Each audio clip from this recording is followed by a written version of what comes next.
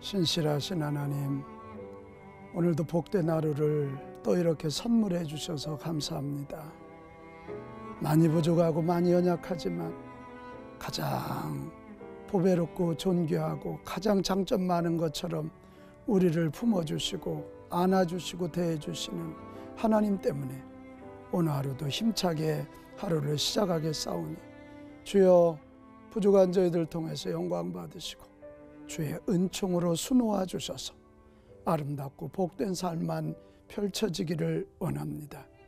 하나님, 이 하루 시작하면서 정말 많은 어려움, 눈에 보이는 상처들, 아픔들, 비교 감정, 또 이 상처의 쓴뿌리들 있어서 아픈 이들도 많이 있습니다. 하나님, 긍휼히 여겨주시고 그 상처와 아픔 속에 있는 하나님의 은총과 은혜를 바라볼 지혜의 눈을 열어 주옵소서. 이 하루도 이 나라 이 민족을 지켜주시고 한국교회를 지켜 주옵소서. 모든 것 주께 맡기고 예수님의 이름으로 기도합니다. 아멘.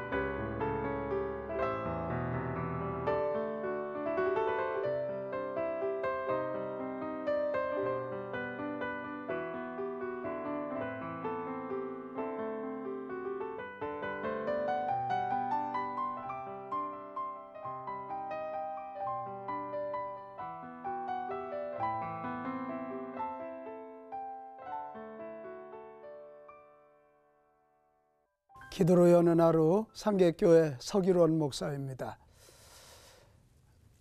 성경이 일반적인 상식, 사람들이 이렇게 사는 것이 옳다는 상식을 깨는데, 이 고정관념을 깨는데 쓰는 방법 하나 있습니다. 역설입니다. 패러독스입니다. 역설을 통해서 우리가 가지고 있는 고정관념이 얼마나 옳지 않은가, 이것을 굉장히 가르쳐 주려고 애를 쓰고 있는 것입니다.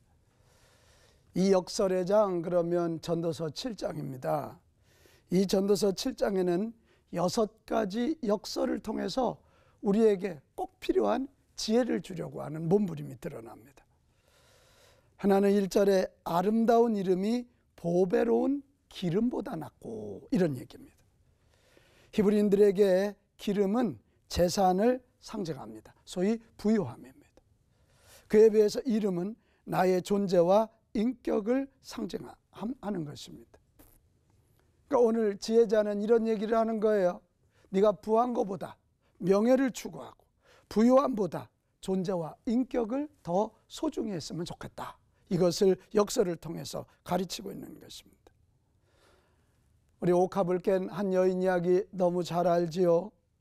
그 귀한 옥합을 깨트려서 예수님에게 붓고 그의 머리로 예수님의 발을 닦아주는 이야기입니다. 신앙인에게 중요한 것은 하나님 앞에서 얼마나 재물을 모으고 있느냐보다 하나님 앞에서 어떤 이름을 만들어가느냐, 그것을 보여주는 아주 중요한 이야기입니다. 참된 지혜는 본능적으로 재물을 추구하는 것을 넘어서 아름다운 이름, 아름다운 명예를 추구하는 것 속에 들어있습니다. 오늘 우리는 물어야 됩니다. 나는 내 자녀들에게, 내 부모에게, 내 이웃들에게 어떤 사람으로 기억되고 있을까? 저는 그런 생각해 봅니다. 우리 자녀들이 우리 아빠는 그렇게 유명하지 않았어. 부하지도 못했어. 그러나 누구보다도 정직하셨고 누구보다도 믿음으로 사셨어. 누구보다도 기도하신 아버지, 이렇게 기억될 수 있다면 참 행복할 것 같습니다. 여기 우리 어머니들도 우리 엄마는 많이 배우시지는 못했을지 모르지만 누구보다도 주님을 사랑하고 교회를 사랑하셨지. 그런 어머니로 기록된다면 그 기억 속에 이미 축복이 들어있는 것입니다.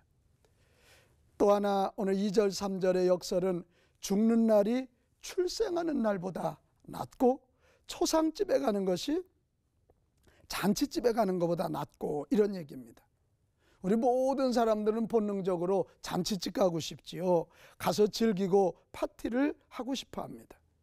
그러나 성경은 뜻밖에도 잔치집보다는 초상집을 가르칩니다. 잔치집에서는 우리를 망각하게 합니다. 들뜹니다. 그러나 초상집에 가면 철학자 아닌 사람이 누가 있습니까? 나도 죽을 터인데 죽음 저 건너편에는 무엇이 기다리고 있을까? 그 초상집에 가면 죽음을 생각하고 죽음을 대비하는 그런 복이 주어진다는 거예요. 모든 종교는 출생을 축하하지 않습니까? 그러나 우리 기독교는 죽음 건너편에 있는 확실한 소망 때문에 장례식에서도 찬송을 부를 수 있단 말이에요. 또 하나 3절에 가면 또 하나의 역설은 슬픔이 웃음보다 낫다는 거예요. 슬픔 속에는 진실이 있습니다. 슬픔은 정직합니다. 슬퍼하면서 눈물을 흘리는 순간 가장 진실하게 치료를 경험하기 시작합니다. 하나님이 그래서 우리들에게 눈물을 주셨어요. 우리 그렇잖아요. 마음껏 울으면 속이 시원해지잖아요. 그게 치유잖아요. 울면서 치유받는 거예요. 눈물은 치유이거든요. 그래서 울고 싶을 때 마음껏 울어야 돼요. 이 새벽에 오늘 이 말씀을 듣고 있는 분들 중에도 울고 싶거든 이 새벽에 마음껏 우세요. 치유가 일어날 거예요. 내 눈에서 눈물이 마르는 날, 나의 삶의 감격이 상실되어 가고 있는 것입니다.